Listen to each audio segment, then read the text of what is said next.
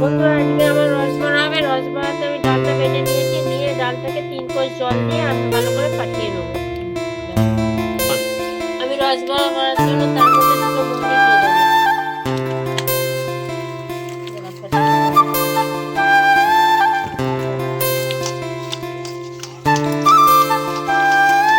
ভালো করে ফেটিয়ে নিতে হবে। আমি রসবড়ার জন্য এখানে জল বসিয়ে দিয়েছি। জলটা গরম হয়ে গেলে আমি চিনি দিয়ে দেবো। চিনি শিরার জন্য আমি এখানে 1 বাটি চিনি দিয়ে দিলাম।